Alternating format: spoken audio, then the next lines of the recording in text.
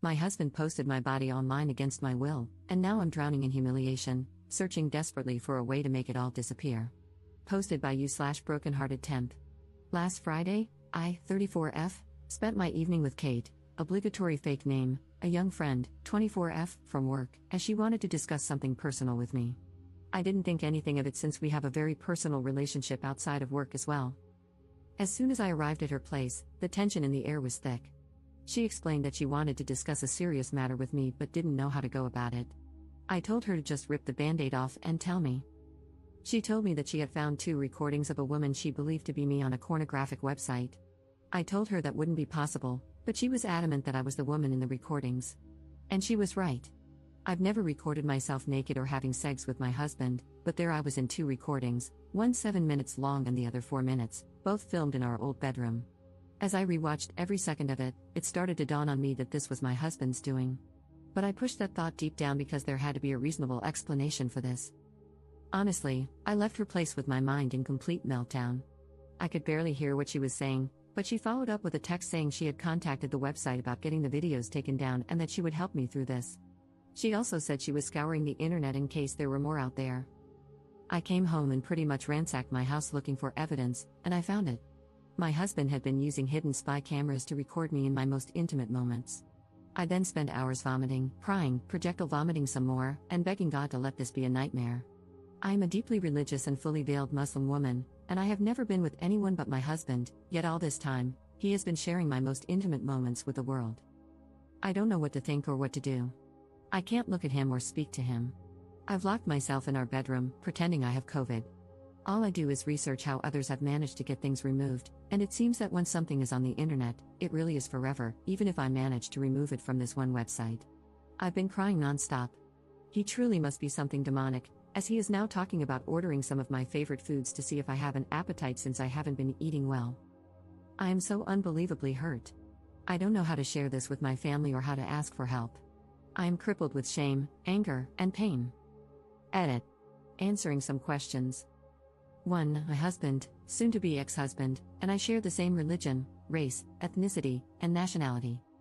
2. My culture does not participate in honor killings, and I'm not afraid of my family harming me or not siding with me. 3. My family would support me in divorcing him, in fact, they would demand that I do. 4. The laws in my country are secular, but in certain circumstances, they allow various religious groups to hold their own courts, which can enforce their rulings, as long as they don't impose on or break secular law or civil liberties. 5. I do plan on taking this to both secular and religious courts, as I want him punished. 6. I bail by choice, and the vast majority of my fellow countrywomen do not bail. 7. I am a niqabi, meaning the only part of me visible to the public is my eyes. When I am with my family or other women/in women-only spaces, I don't bail. 8. Kate and I do not share the same religion or dress alike, yet we are friends. Kel surprise. Update 17 days later. I left him as I said I would. He went to work. The movers arrived, we packed my stuff, and we left. The entire time, I was crying to the point that even the movers were worried for me, but I couldn't stop myself from crying. I went home, sat my parents and siblings down, and explained the situation. My parents were, and still are, confused. They are elderly and fragile. They don't understand the internet. They just keep saying, let's talk to the people, and it will be gone. But my siblings understand. They are angry. They are sad and heartbroken on my behalf. My siblings and brothers-in-law took me home. We waited for him, and, well, we had a conversation with him. He denied it at first. So my brothers were firm with him, and he started to be more truthful. He said he did it because he was depressed, because he had a corn addiction, a sex addiction, and because he didn't think anyone would see it. He said he posted only a few. When we asked him to be specific, he said he posted anywhere from 5 to 8. We had him take it down, but who knows how many times it has been downloaded or shared. In that moment, I also found out he had a secret phone. He was also cheating on me with random women and sex workers. All this time, I thought he was working hard, but nope, he was out disgracing himself and betraying our marriage. At some point, he convinced us he needed to use the bathroom, and he somehow managed to call his mother, who arrived at our home with his brother and cousins. There was a commotion, as they were angry at the treatment of their family member. Then things calmed down enough to explain to them what he had done. His mother fainted. She is elderly and not in the greatest health condition. We called for an ambulance. My neighbor had also called the police, and I was arrested by the time the ambulance arrived to take care of my mother-in-law. I spent the evening locked up. Didn't exactly have a polite conversation with him. So yes, I was arrested for assaulting him, specifically slapping him, and he refused to press charges. I got released the next morning and went home to my parents. Cried some more because my parents kept crying. A few days later, I spoke to some lawyers my sister had contacted, as they had experience with non-consensual material being posted online. They have been handling things with the police, as I did press charges, and they are dealing with the websites. I have also started the process of divorce. I went to the clinic and got tested, and luckily, he didn't give me anything, so far, but I have another test scheduled just to make sure. I have spoken to his mother, and she apologized to me, even though it's not her fault. She told me that she understood why I want him punished. She asked that I let it stay in the hands of the law rather than hurt him or have him hurt. He's in hiding, but he still calls and texts me from random numbers. He still lies and tries to manipulate me. I've just been documenting everything he says and texts to me. Oh, at this point, everyone knows. I mean everyone, even little kids. And I feel more humiliated now than I did at first. Relevant comments. Commenter. What did you get arrested for? Ops response. Didn't exactly have a polite conversation with him. So yes, I was arrested for assaulting him, specifically for slapping him, but he refused to press charges, and the police weren't too interested in taking things further. Commenter 2. Brushes over the assault of another person. 2 wrongs don't make a right. Sorry for op, but assault means I can't take your side anymore. Before that, I was thinking, damn, this is so terrible, I have the utmost sympathy for op/you. But then, to assault someone to the point of being arrested, sounds like a bad bunch of apples. Your ex is a piece of crap, but he isn't going to press charges for a massive mistake you clearly made. Maybe you could have been the bigger person instead of dragging yourself down like that. Sorry if I irritate you, I'm just calling it as I see it. 2 wrongs don't make a right, and that is a hugely valuable lesson to learn in life. You came here and shared the story, and since I'm here, I'm allowed to comment on it as I see fit. Ops response. No, I don't accept this. One does not get to victimize me without me retaliating in some manner. Me slapping him does not rise to the same level as what he did to me. Nor do I care about being the bigger person or the whole 2 wrongs don't make a right. I wasn't trying to be right. I don't believe in or agree with that idea. I try to meet people where they are. Of course, you are free to your judgment, your opinions, and your comments since this is a public forum. Second update 3 months later. This man has destroyed everything I have worked for and has completely shattered the little sense of stability and safety I had left. I had to resign from my job, a job that I loved. Jobs don't come easily for me because of the way I look. I can't work there anymore because I am considered a potential danger to the children and staff, as perverted men have started harassing me at work. I work with vulnerable children, and some mothers who have heard about me have started refusing to let me work with their children. Some don't want me involved with their child because their husbands can't stop being inappropriate. Fathers have leered at me or made lewd comments, and one even offered me money to sleep with him. Men have catcalled me more frequently than ever before. Men stare at me. A man followed me from my dentist's office and groped me on the street. Random men call my phone, my family home, and my office to verbally abuse me because my husband has posted my address, personal and work emails, phone numbers, workplace address, and every other bit of my personal information online. It feels as if the eyes and judgment of the entire world are on me.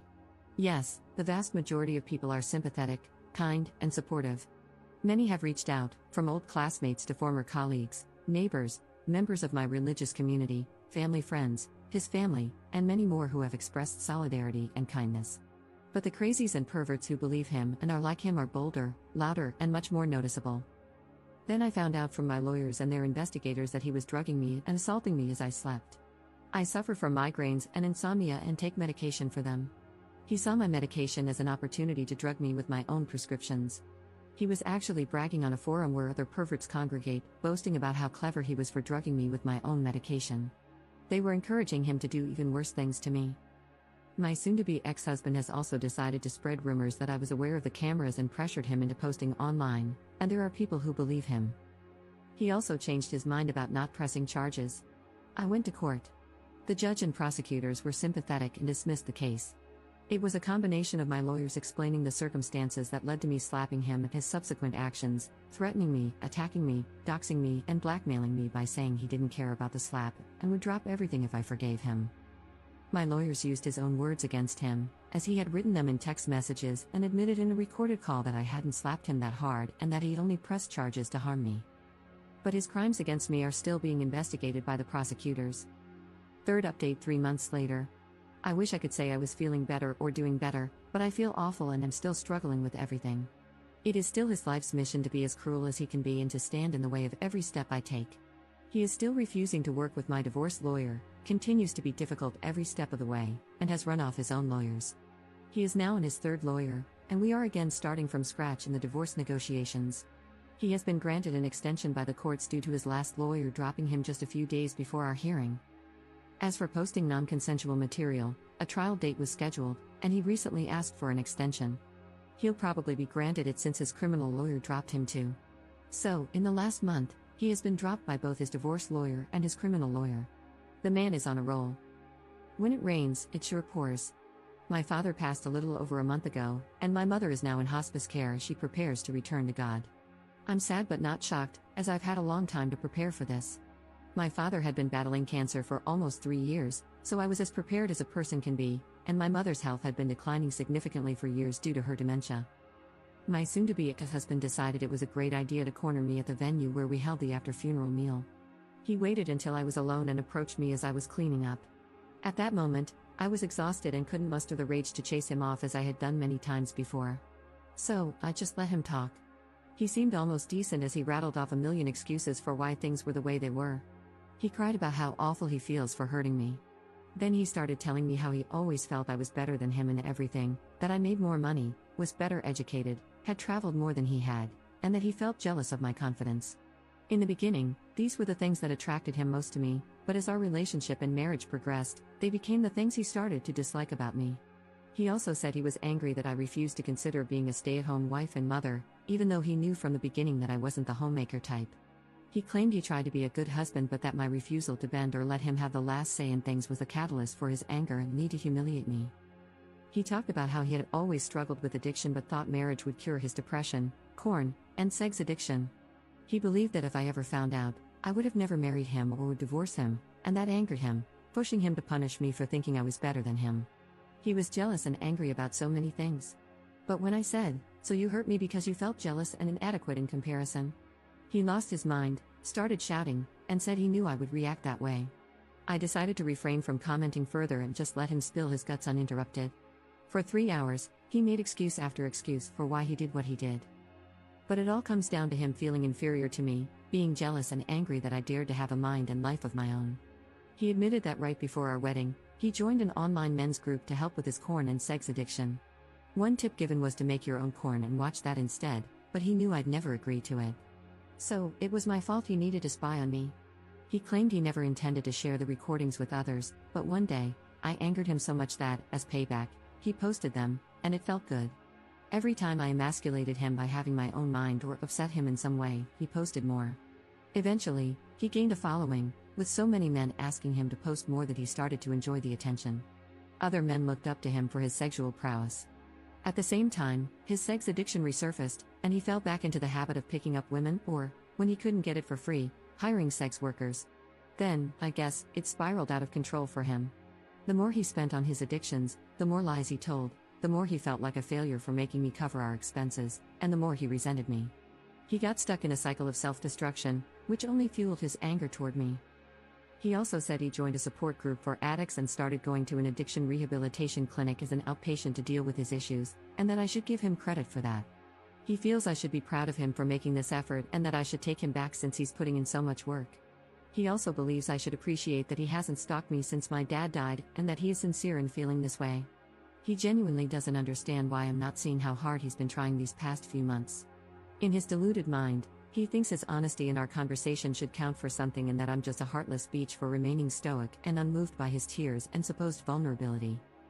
Even though he gave a great performance of being human during our conversation, I remained unmoved because there was nothing to be moved by. I simply continued packing up the venue, got in my car, and went home. I'm still not working, I still have crazy men calling my phone at all hours, and I still feel humiliated and embarrassed. The only good thing that has happened is that several of the sites have taken down the recordings and banned him from using their platforms. Fourth update 4 months later. Finally, I have some good news. A while back, I was granted a restraining/protective order, but my now officially ex-husband continued to stalk and harass me. After the umpteenth time of calling the police and going to court, he was finally imprisoned, and he has been in prison for a little over a month. I was also granted my divorce. I initially wanted a quick divorce and was willing to give him everything he asked for, but he kept finding ways to delay it or demanding more and more. Eventually, I just snapped and told my lawyers to do their worst, and they did. My lawyers hated him, and I got everything I wanted and way more. Not to gloat, but it was really satisfying to see him cry. This has been the most peaceful month I've had in a long time. This entire ordeal has taken a serious toll on my mental and physical health. I've lost 12 kilograms, and I've shed a ton of hair due to the stress he caused me. But honestly, seeing him wail in court was the chicken soup my soul needed. I've moved out of my city and now live on the other side of the country. I found a decent enough job, and I am slowly rebuilding my confidence. I'm in therapy, and while I can't say it's working just yet, I know that if I stick with it, it will. The non-consensual material he posted has been removed from the more reputable websites, and my lawyers were able to get me monetary compensation, as these companies didn't want to go to court over it. Money doesn't really change things, and I'm still hurt, but it's something. I'm also not so delusional as to think that the material isn't still out there in some form, and I know there's not much I can ever do about that. I'm just trying to make peace with it. My ex-husband will be serving time in prison for what he did, and my lawyers are working with the courts to ensure that gets sorted soon enough. I think the reality of the consequences is becoming very clear to him, as I've heard through the grapevine that he attempted suicide and is now in protective custody until his trial date. He is facing up to 30 years in corporal punishment, and I absolutely look forward to it.